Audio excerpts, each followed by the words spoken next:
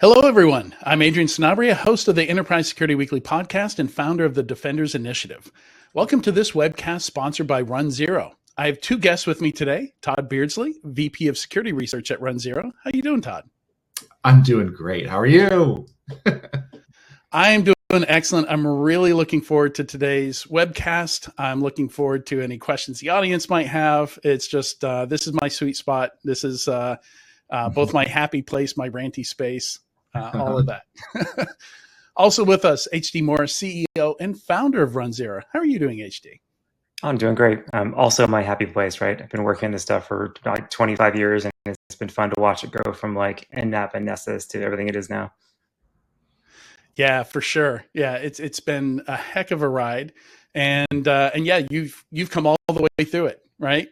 from Metasploit to Rapid7 to runZero, and yeah, excited to get started here. So before we get started, as you've gathered, we're talking about fixing the very broken vulnerability management tool space, not just tools, but process as well. But before we jump into the conversation, I want to direct your attention to the blue bubbles at the bottom of your screen. The first one there is the chat box. You can ask questions there. You can chat with other attendees. You can just say hello. And I'll be checking that throughout the discussion. So feel free to ask a question as it comes to you. Don't wait to ask your questions at the end. I find it works better if we pull your question into the context of the conversation that we're having at the time. And the other button I want to draw your attention to is the third one from the left. That is the handouts button. And we've got two handouts in there, one divining risk. They're both PDFs, and the other is a runZero solution brief. So be sure to grab those. You can grab them now. You can grab them at the end. I'll try and remind you again. You can download those at any time. All right, with that, let's jump into it. All right, so getting started here. When we say vulnerability management, it is a broad term these days, right? We've seen it go from open source Nessus before it became commercial, and CVEs and infrastructure scanning. Then Web 2.0, all of a sudden we've got DAST and SAST and things like that, all the way through cloud. Basically any new attack surface that needs to be scanned to external attack surface management containers. So I just kind of want to level set here. And I know runZero has been expanding. There's a lot of integrations with different products. So I kind of want to level set on what area of vulnerability management we are talking about versus not talking about. Cool. Yeah, just to kind of take it from the top. So we mostly focus on vulnerabilities in specific assets, devices, cloud components, things like that.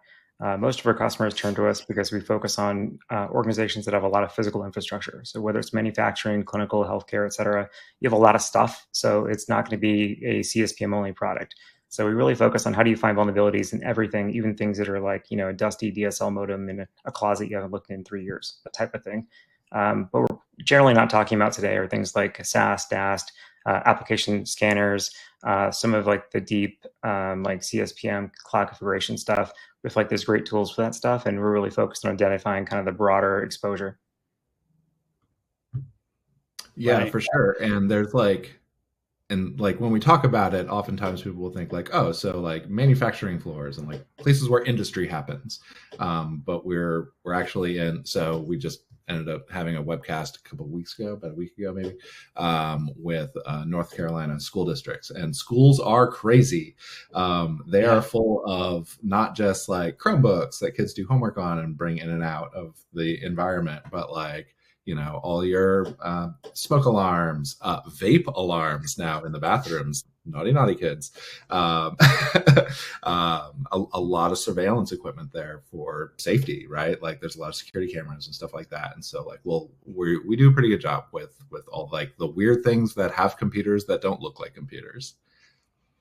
They also have a built-in class of adversary / future InfoSec professionals, right? There's a constituency that kind of doesn't want to be there.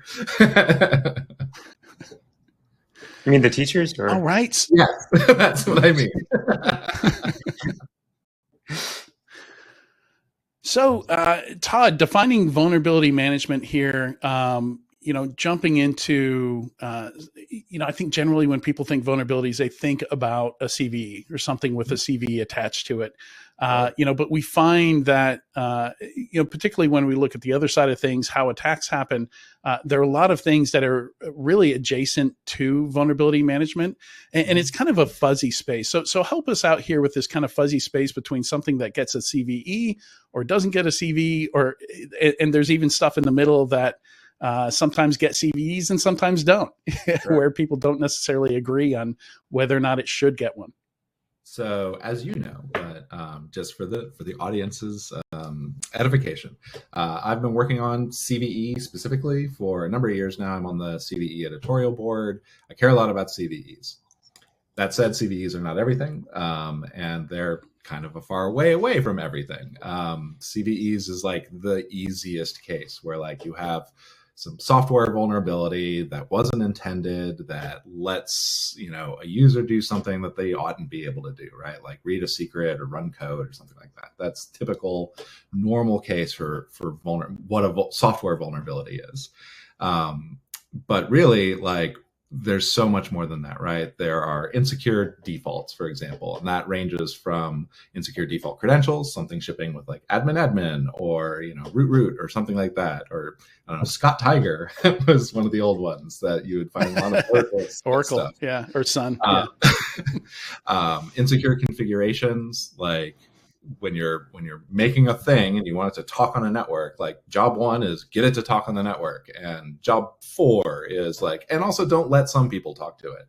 And so those kind of like insecure configurations rarely get like a CVE identifier. Sometimes they'll show up in like a DoD STIG, of which there are thousands of these things, by the way. And this is like a class of like describing a configuration that you should configure away from, right? Oftentimes, like you'll have something that just doesn't have like something modern on it, right? Like for a long time, like not being encrypted is just like totally outside of the purview of CVE. Nowadays, every once in a while, you'll see a CVE that says like, hey, you're doing things in clear text and you shouldn't.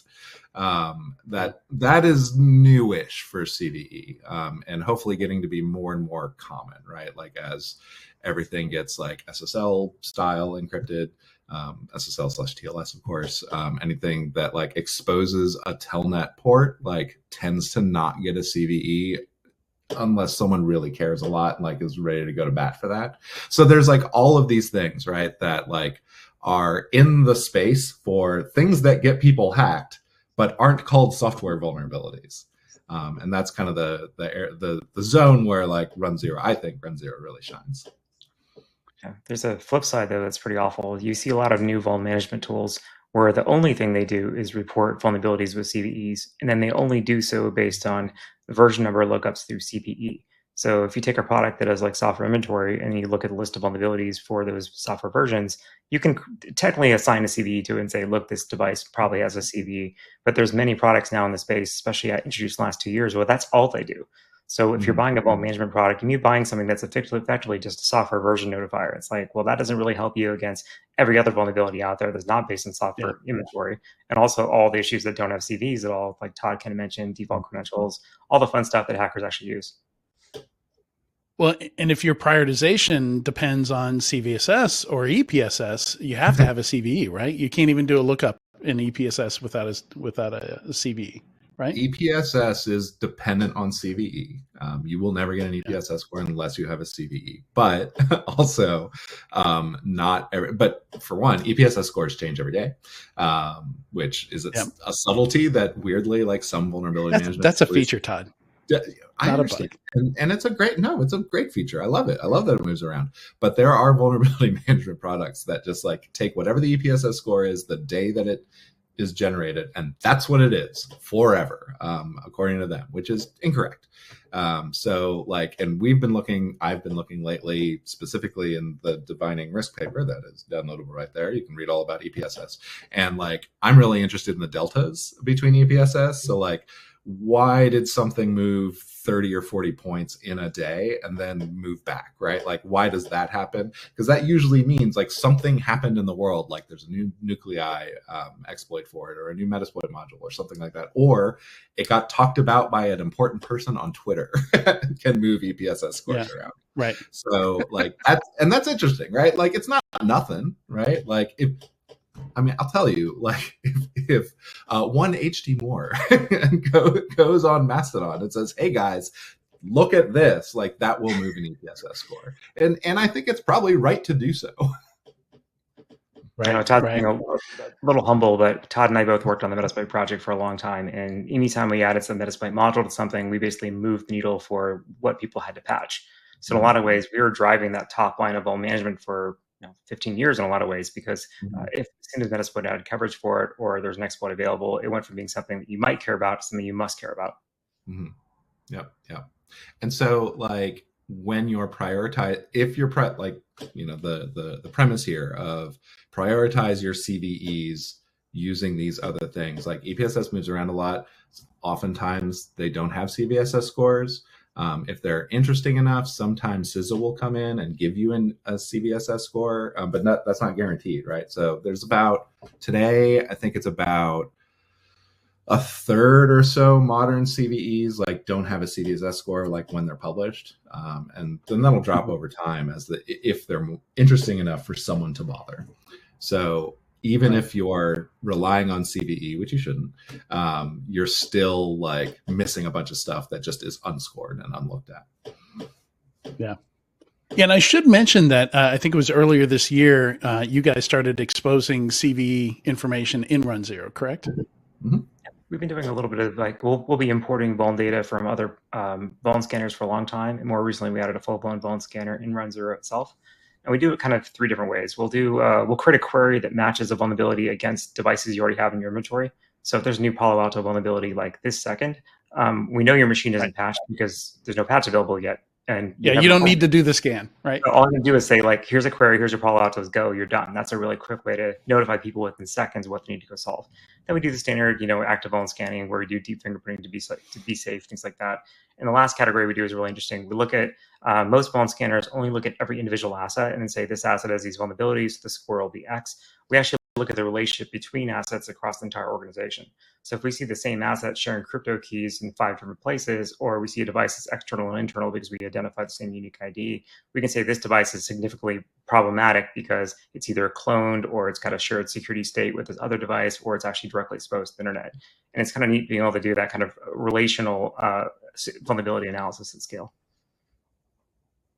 Yeah, for sure. And we're going to get into that a little bit more, applying context and things like that. But before we move on, I want to talk a little bit about the primary goals of vulnerability management, because I have at least 2 meetings a week with different enterprises about their vulnerability management problems. And I've kind of broken these down into things that are more concerned with getting hacked.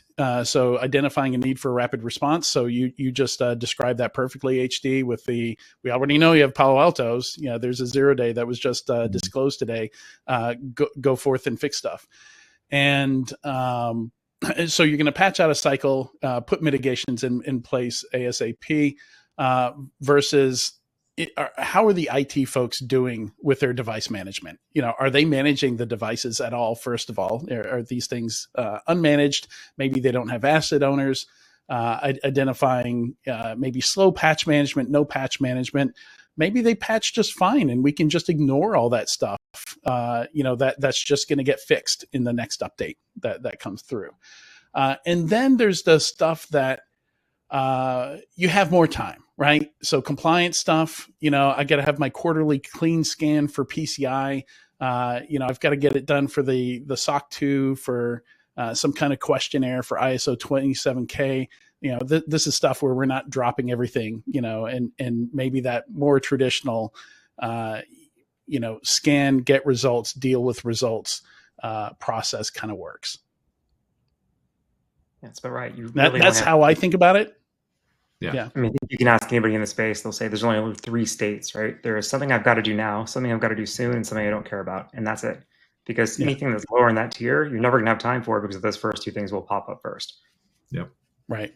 Yeah, and maybe score gets you to one of those buckets, but other than that, I don't really care about score. Like, what's a low? Like, am I going to fix it now? Am I going to fix it later, or never? Or yeah, right. I don't care. Yeah, well, and if so you have like a vulnerability management system that is flagging like a whole bunch of vulnerabilities, right? That don't use your compliance, tooling to not get hacked, right? I guess is what I'm kind of driving at here. Is that like, cool, I have a new report and it's Microsoft Patch Tuesday, right? And so like, awesome, I have 120 new vulnerabilities to maybe do something with, but like honestly, like most of those are going to be auto patched out from under you before you do anything.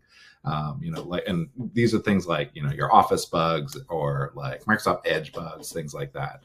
But then on the flip side, in that Patch Tuesday set, like you might have like an Exchange bug that you really do care about, right? And Exchange is a bear to patch. And so like you got to start scheduling for it. Thank you very much for telling me that I have this bug in Exchange. I probably already kind of guessed it myself, but that's fine. Keep alerting, if I don't do something with it. But like, those are the kinds of things that you are patching because you don't want to get hacked, not because you want to like hit your clean scan state. Right.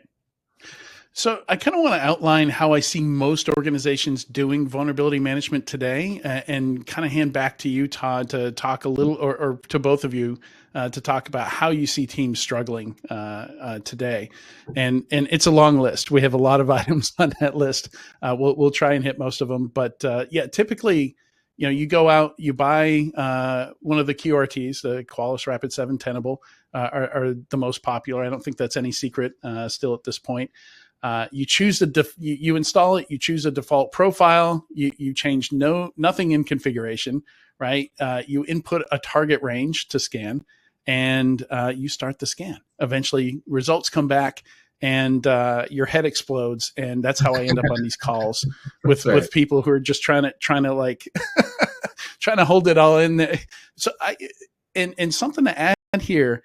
At least once a month, I talk to a company who has just run their first vulnerability scan, not because they're a new company, but because regulation has never forced them to, no business partners ever forced them to, until now. They're going through some kind of questionnaire, some kind of sales process, and somebody's like, well, what's your vulnerability state, right? Like, what does your last pen test look like? Well, they've never had a pen test, never had a vulnerability scan. It's a 100-year-old manufacturing company. And they're like, what do people do with these results, right? They're looking at like 250,000 critical vulnerabilities, and they're like, surely, like, this isn't the state of this product, right? This product's been around. Surely not everyone was kung fu fighting. So Todd, go. That's the thing, right? Like, I think that when you're looking to run a vulnerability management program, often for the first time, like you say, you really want something that's opinionated, that will like, please don't bother me about all the billions of things that I know that are here that are low priority, which means no priority, as HD alluded to. And let me know, like, in the ideal state, you want to know, like, okay, this is, network accessible, no privileges, I can run code however I want, right? Like, worst case, right? I want my worst case up top, and I want to know that they're actually exposed, right? And so, like, if I have a system that wants to log into everything and check for the presence of patches, like, that doesn't help me too much, because I don't know if, like, that particular, maybe it doesn't have this particular patch because it doesn't ever expose that feature or function or whatever it is, right? This is a trap that a lot of vulnerability like your first scan will fall into, right? You say, oh, I'm missing like 40 bazillion Linux kernel patches.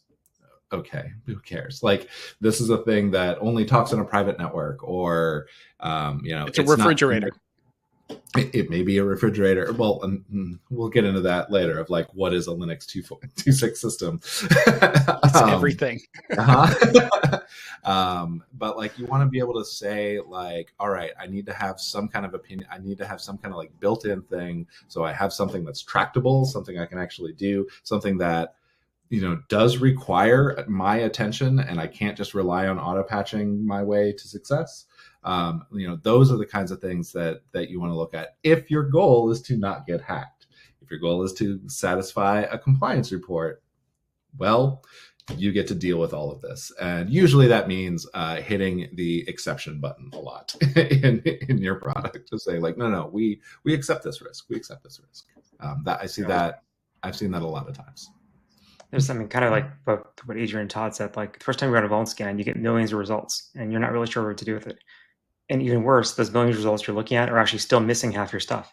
So what happens is a lot of times the vuln scanners, they won't give you data unless they can authenticate to an asset. Did you provide a credential for VMware? Did you provide a credential for Nutanix? If not, you're not getting any data from those systems when you scan them. What about the machines that have, Defender firewall turned on? Well, your, WMI scans are not going to work for those, right? So you get all this data about all the assets that it's able to connect to, but these products are not particularly good at telling you what they don't see and where they fail to authenticate. So one of the things that I recommend looking at is whatever your vuln scanner is, they typically all report a vulnerability for authentication failed. That is your most significant vulnerability. That and end of life, the ones you care about the most. Find every machine where authentication didn't work and treat that like a sub one problem, because that's a system where you have zero visibility beyond the surface. And it's just another area people run into is that a lot of vulnerability checks are turned off by default.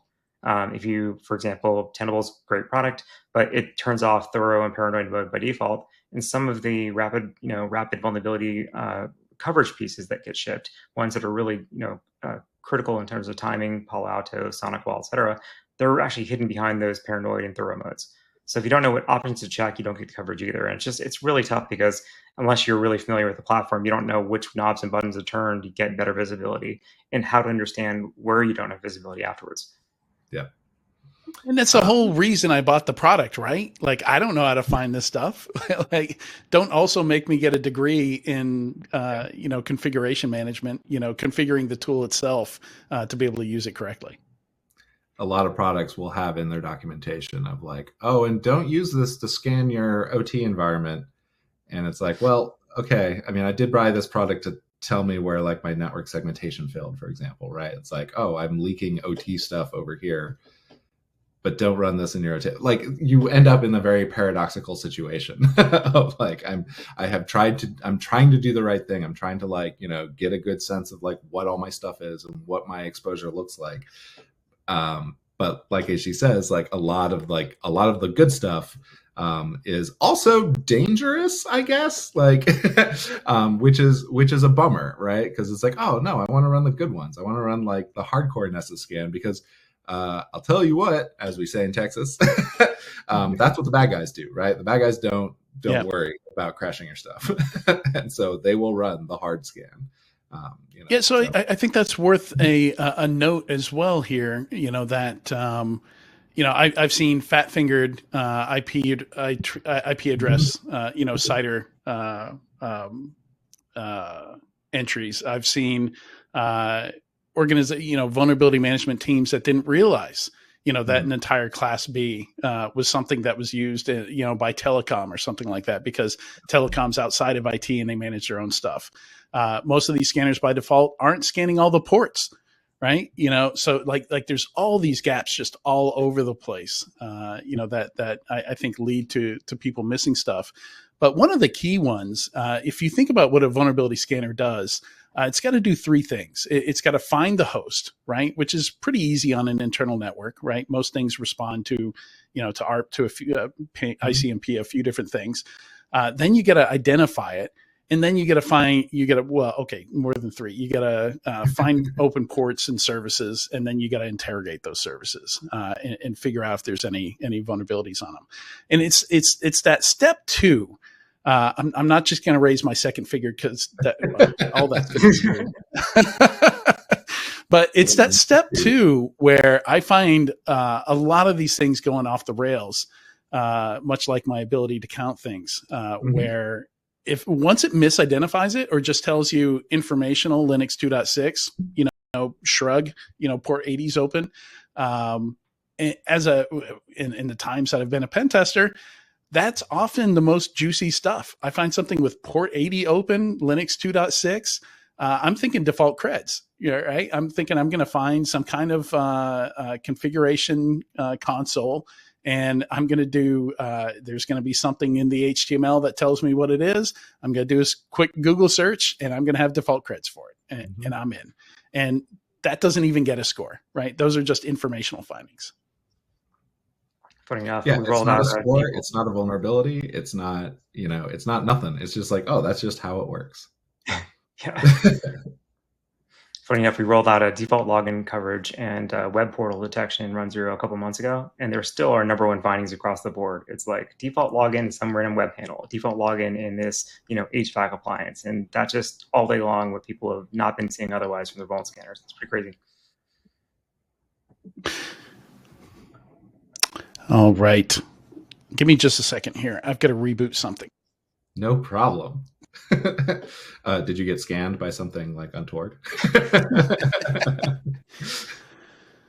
No, it's my, let me get things back working here again.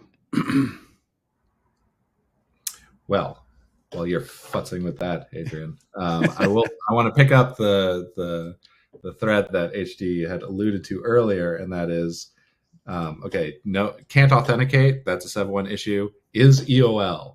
Is this a 7.1 issue? I kind of think so. We've been kind of beating on this EOL drum here at runZero for the last ever, and also the last 4 to 6 weeks or so. EOL is a very it's a sneaky one, because just because like an operating system or a device or a piece of software or something goes end of life does not mean it's like instantly hackable, but it does mean like, oh, well, now you get no more information on this thing, for at least 2 reasons, right? One, the vendor is not producing patches for the thing anymore. So even if there is a cool bug on it with a great exploit and it's all in nuclei or Metasploit or whatever, you're out of luck. Like if this thing is exposed, there's no fixing it like intrinsically. You can do some extrinsic stuff. You can like configure around it or whatever. But like intrinsically, this bug is your bug forever now, until you decommission this device. And then secondly, researchers aren't looking at these things anymore because they're boring and they don't get DEF CON talks. Now, I will challenge the audience. Write B-Side San Francisco just extended their deadline. Write a B-Sides talk about all your cool Windows XP bugs that you never told anybody about. This would be an excellent talk and will cause some consternation in the world, because there's a lot that still runs on Windows XP. There's a lot that runs on like XP-like kind of stuff, like things that live in kiosks, things that live in like very dedicated, like, specialized gear, all runs like Windows ME, Windows XP, Windows 8 stuff, right? No one looks at these things and no one publishes findings on these things, which means that like, I say no one, but I mean like no one in the DEF CON crowd, right? But like intelligence agencies have bugs for these things, guaranteed. And they stay quiet and they don't get detected and they never get fixed. So like those are your 2 kind of prongs on like why EOL is pretty suspicious. Yeah, the challenge is if you look at any vuln management dashboard, EOL is just one high risk finding. Now, if you've got a device with 10 high risk findings, that may look more important, but that one EOL finding could be hiding dozens, hundreds, thousands of bugs, right? There actually is a neat CFP / contest for hacking obsolete dead devices. District Con runs one called Junkyard, which is awesome. I threw that in chat. So if you ever want to show up and abuse some old end of life devices, that's the place to do it. Yep. Can you guys hear me now?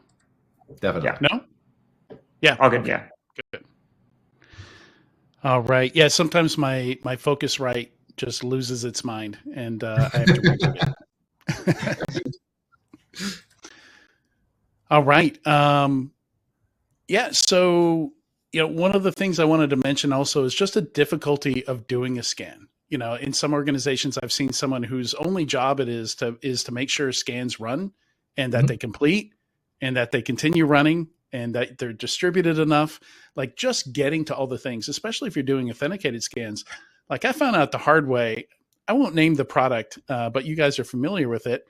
I found out one product kills itself after 24 hours. And for weeks, I didn't realize this. I just kept going through vulnerability results being like, why am I missing stuff? And of course, you have to open the 8 gigabyte log file to find out the reason is that at the 24-hour mark, exactly, it just kill -9s your scan, regardless of where it is. So okay, like that's fine. I'll distribute the scan more, but nothing told me that the tool didn't tell me that it was just going to kill my stuff if it ran too long. So that's a challenge as well. Is like, I know folks where the next scan starts before the previous scan finishes. I've been there. I used to work IT at Dell and at Westinghouse, and these are large flat enterprises. Dell, I think, had one of the first /4s. I want to say. I think they inherited one from HP at one point. But yeah, Dell was massive, and we had to do a lot of that. But this was ancient times. Right. Surely that's not still going on. So I want to kind of move on here to actually, this might be a good place to answer a question here. We got a good question in the chat from Jenny. She asks, how do you align the vulns found with internal scanning with the ones found during a pen test? Are these two activities similar enough that there's a solution where they can be easily combined? I think it's a really good, there's a lot of good aspects to that question. HD, you want to take that? Yeah, just my own experience, both running vuln management program as a CISO and then also doing pen test work, there's almost zero overlap. Oftentimes, like everything reported by the pen test team is something that doesn't show up at all in the Nessus report. I think if you end up getting a lot of overlap between those two things, you're probably hiring the wrong pen test team. You're probably hiring somebody who's just turning around running Nessus to give you the results for it. But end of the day, I think if you've got a platform for triaging your vulnerability data using VPT, using something like our product, you can bring both those results together, create a manual result, set the risk however you want to, and just make sure they get triaged the same way, no matter what the source. Something else we like to do is that anytime in my early days, I was working in MSSP, so we'd find new vulnerabilities during our pen test work, then we add those checks to Nessus, and then we'd run Nessus with those checks. And so our customers were constantly getting their scores knocked down from higher to lower because we kept finding new vulnerabilities in their banking systems. That was our sector at the time. And they got really mad. Like, the more vulnerabilities we found, the lower their score got, and there's this perverse incentive by customers to not find stuff. Yeah. And so at some point they said, we don't want you adding new vuln checks that are permission. We're like, guys, like, you're kind of missing the point here. Like, we're trying to help you out. I have been requested to lower the score of things on pen tests before because it was going to make somebody's life hard. Yeah, been there. So the flip, I think this is a great, well, and again, I think that's, and we're going to talk more about this towards the end, but there's different priorities, and I think it's worth even thinking of vulnerability management as separate processes. With different goals. And I think that's okay as long as everybody's explicit about it and on the same page. Right. So HD, I want to come back to you here. I think talking about comparing pen tests to internal scans, this kind of where the rubber meets the road, like reality meets what your scanner's telling you. What can real world attacks tell us about what we're doing right or wrong with vulnerability management? The great thing about pen test or having great notes after an incident is what people will do after they get access, right? Vulnerability management is very much about finding out how people can get initial access, and it doesn't really do a great job of everything after that first initial access point. Where pen tests very much are get initial access as quick as you possibly can, and then it's just all lateral movement, living out the LAN, dumping credentials, relaying permissions, finding configuration vulnerabilities. So all that stuff is really useful. It's kind of like your hardening step. So these days, what we see is a lot of pen tests start off already with access to your system. You start off and give the pen tester a shell on a random laptop that has no privileges and say, go from here, because I don't want you wasting your time trying to have to hit some initial access vulnerability that we know you're going to find eventually anyways. Let's just start off in a place that's a little bit more reasonable in terms of where a risk is. So that's kind of where you see the schism these days, is that vuln management tends to be very focused on initial access, where pen testing tends to be very focused on lateral movement and internal controls. Yeah, right. For sure. We've got some interesting stats here. Did these come from you, Tod? Oh, I'm sorry. The M trends. Right. Yeah. Yeah. So the most recent M trends report, which I believe is M trends 2025, they talk about, and all the other big reports reflect this, but basically there's a lot of teeth gnashing and clutching of pearls, saying like, and exploits are responsible for more initial access than ever.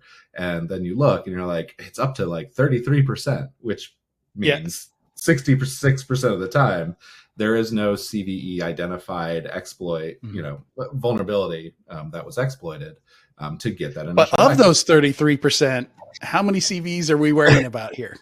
Looks like 4. 4.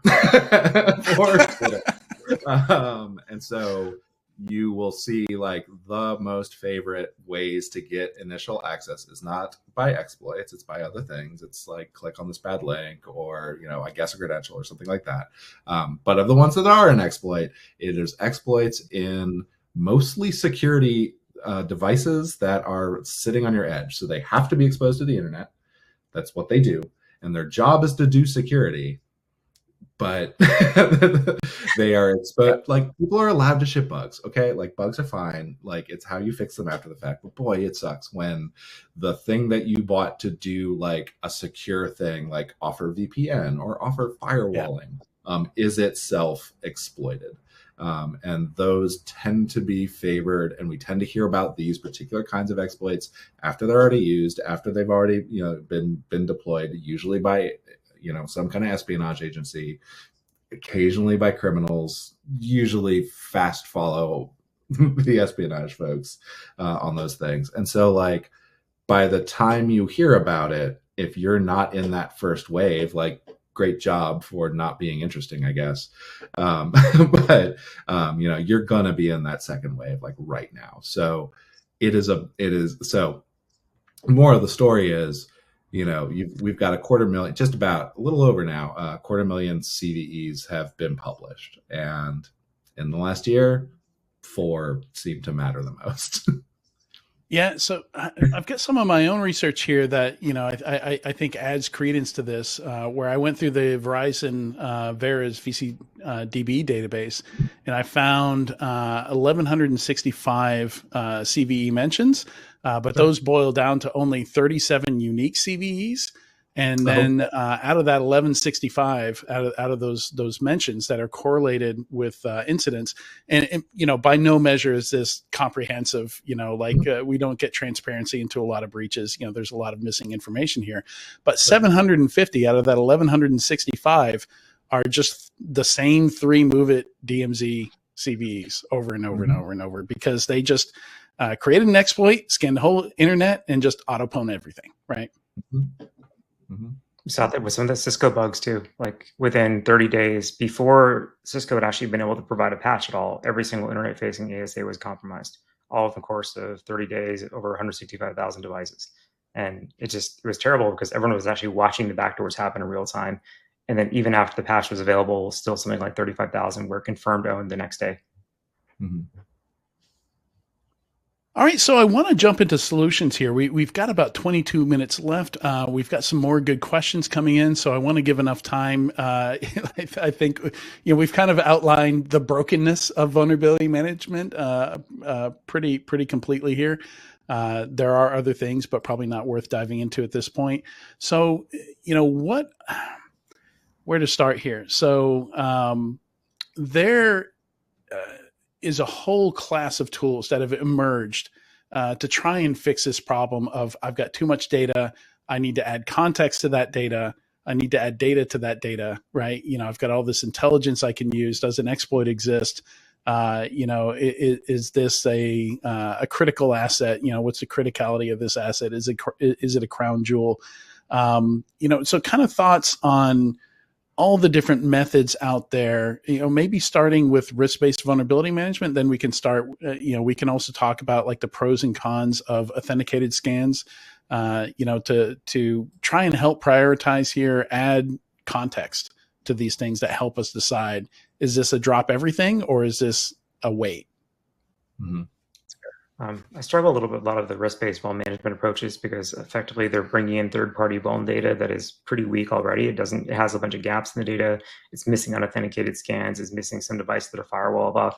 And then it's trying to, let you prioritize that based on asset criticality, but you're not even starting with the right list. You don't even have the right assets. You don't know what the right controls are. Garbage in, garbage out type of situation. But if you're going to call all your vuln scanners garbage, like what else are you going to do at this point? So I think the whole VPT, RVVM model was created because people didn't know what to do with all that data. And kind of what the drum we've been banging on is you just need better data to start with. Like, you can't solve this problem by chewing the same data 3 or 4 more times, right? You have to make sure you've got full coverage of everything. Like, do a full RC 1918 discovery. Make sure you understand every network in your environment. Make sure that you identify what machines where credentials don't work. Identify machines where authenticated scanning is not going to help you out, and really start trying to focus on closing the gap. A similar challenge, though, is that everything in the security industry is designed to make better coverage more expensive. So if you're done, let's say you find out that half your assets are missing CrowdStrike, and that's your EDR. Well, that's a lot of money to pay to go close the gap. Like, there's a lot of reasons why you wouldn't want to do that. Same thing with vuln scanning. You realize your vuln scanner is only covering 30% of your environment, which is a pretty typical ratio from what we've seen. Can you afford to buy licenses for the other 70%? And it's those kind of rules that really make getting to full coverage and full visibility and security difficult. And there's a lot of poorly set up incentives also. Like it's very common to track vulnerability counts. And again, that disincentivizes having better visibility, because better visibility makes line go up, right? And when line goes up, I get slapped on the knuckles. So, maybe I don't want better visibility if that's a metric that I'm being held to. So that's one of the first things that I recommend pulling out is just incentivizing based on raw vulnerability numbers, because then that disincentivizes going and finding more info. So, still with an asset management approach, with this, getting better data, you're still going to end up with a lot of stuff, right? Like maybe it's not 250,000 criticals, but you're still going to have to prioritize in some way, right? And you already mentioned one thing, find the stuff that you can't authenticate with, like you're starting to categorize this data, right? Maybe identify assets with no asset owners attached to them, right? Well, and it may be totally fine that like I can't authenticate to a thing. Maybe it's expected for that thing, right? It might be a piece of third-party gear that's like in my network for whatever reason, right? Or it, a lot of times if you have a physical presence somewhere, like you're in an office building, for example, there are plenty of things that are owned by the building that are not owned by the company, right? But as we've seen in many, many breaches over the years, like that the attacker doesn't care like who actually owns the thing. And so like being able to at least articulate that and at least be able to say like, hey, here are these like kind of, radioactive black holes in our network that I can't actually do much about.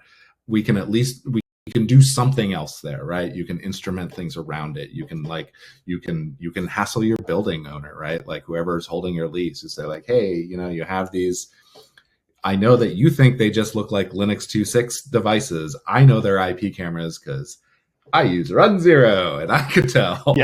And so you can go to these actual asset owners and let them know, hey, pal, get your act together because you're putting me at risk here.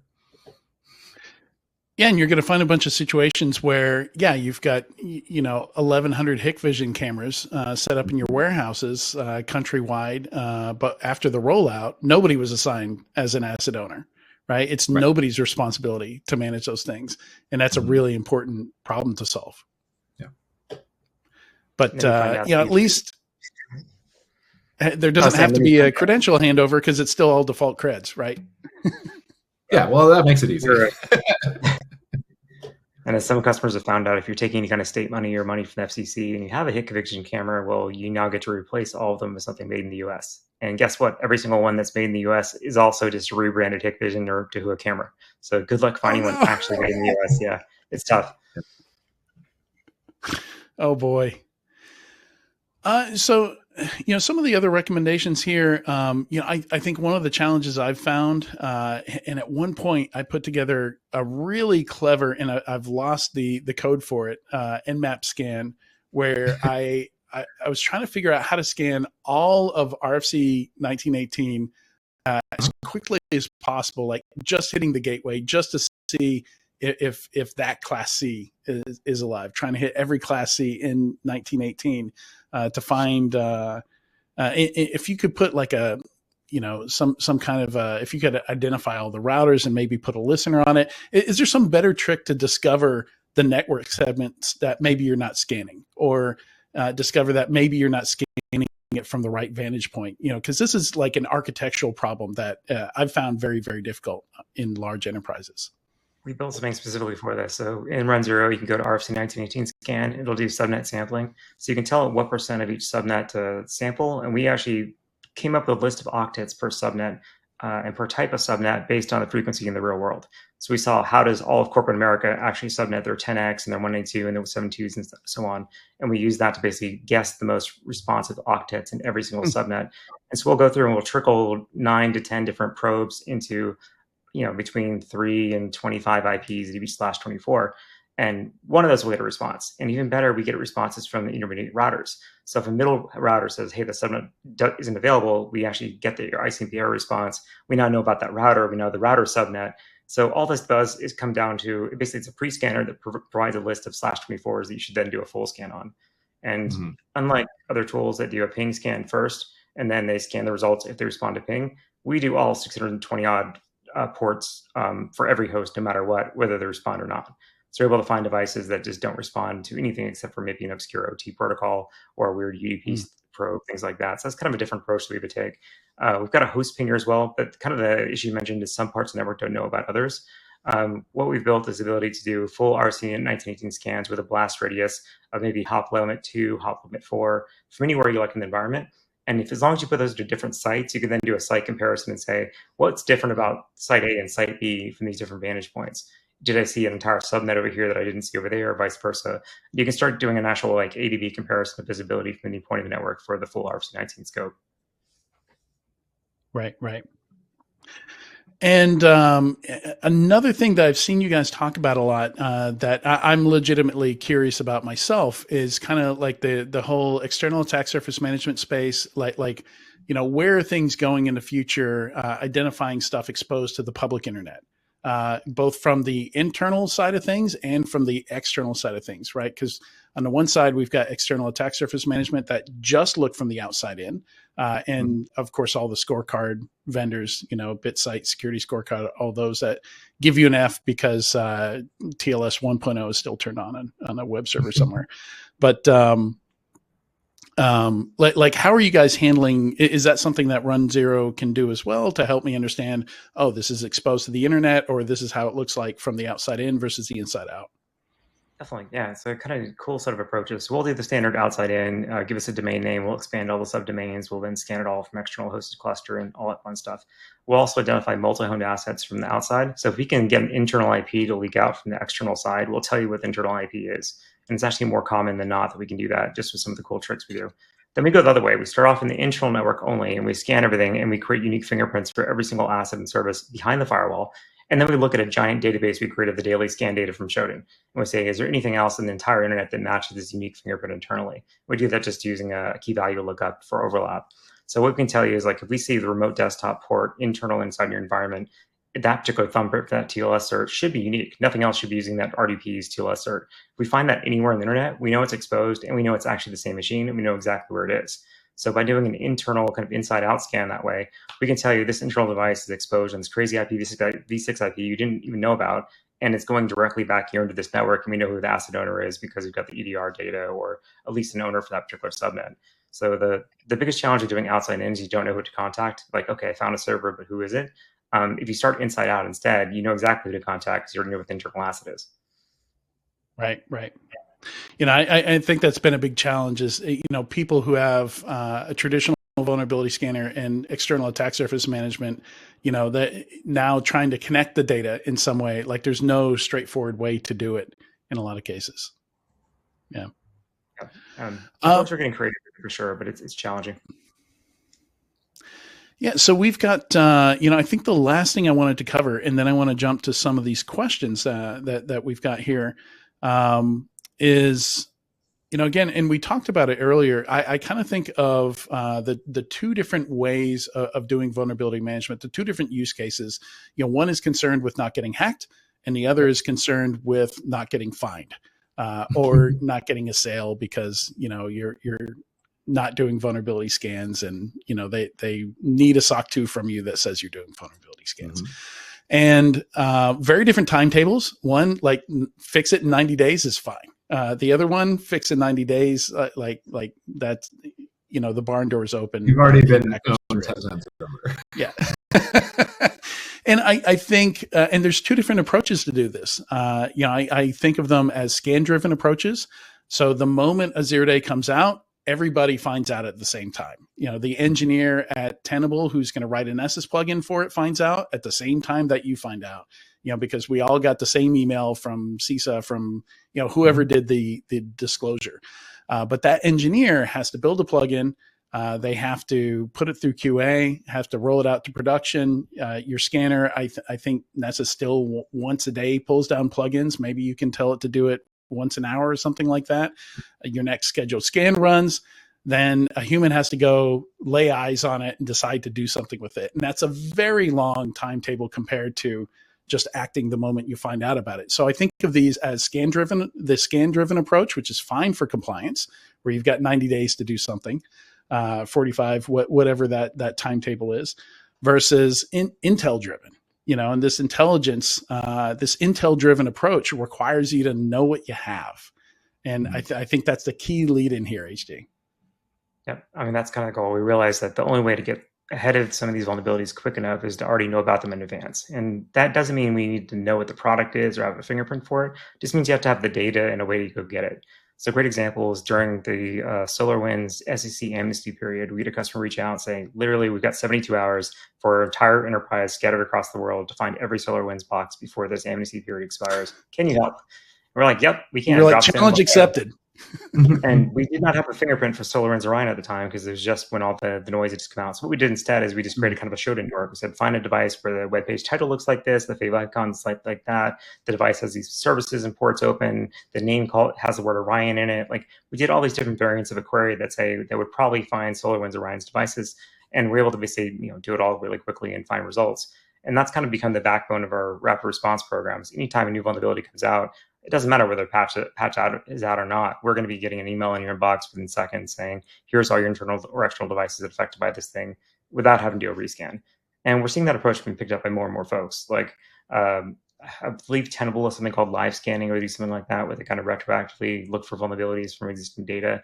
I believe other products are starting to do that type of approach, but it's definitely been our bread and butter for a long time. And it's the response speed that makes that worthwhile. Yeah, and even for runZero rapid response stuff, like, a lot of times we don't really care what the technicals of the vulnerability are, and don't care that there's a patch or not, because that's not what we're looking for, right? We have pretty good fingerprinting on a pretty good set of gear that tends to exist in a lot of companies, right? And so, like, if we already have that and we already have that live, like, you don't have to wait for the Tenable engineer, to write the Nessus check or whatever, or whatever VM you're using that has to log into everything and check the registry for the existence of a patch to tell you yes or no, you're exposed to this or not. Like, we can do it, just kind of out of the gate. And the thing that customers seem to really like about our rapid response stuff is that we publish the query, like, in the blog. And so it's my favorite thing. Right? It's such a good way to sell the product, because it's like, how do I find F5 big IP instances in my network? Oh, you type in OS equals F5. Yeah. So it's not like magical, don't, look over here. We don't do any sleight of hand with any of that stuff. We are publishing exactly the query that you want to go run. And we hear, I'm just so delighted that your face lit up over that, Adrian, because that's the kind of response we get sometimes of like, oh, I didn't know you could write a query that way, right? And so we're also teaching people like how to use the product in a more advanced way, like just by having this like pretty kind of like, we'll do rapid responses usually once or twice a week, depending on internet weather. Sometimes it's 10, sometimes it's 0. Like for the rapid response stuff, like we can do more artistic flourishes in our query languages that are also performant and are also like interesting, and you can kind of apply this to something else that maybe has been bugging you for a while. Yeah, I love it. It's one of those delightful things about the product. Like I started following the blog post a while ago, and I started noticing those, and I just don't see like anybody else except for maybe Gray Noise doing this kind of stuff, where it was like, here's a query, go find stuff, go discover in the data.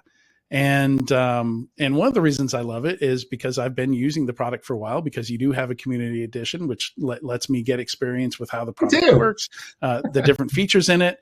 And a lot of new features are included in that community edition, like the vulnerability stuff. So delighted about that. And anybody listening, you can grab it, install it, have it installed in the next 15 minutes or so. Pretty easy to get it up and running with a scanner on pretty much any device, I think, right?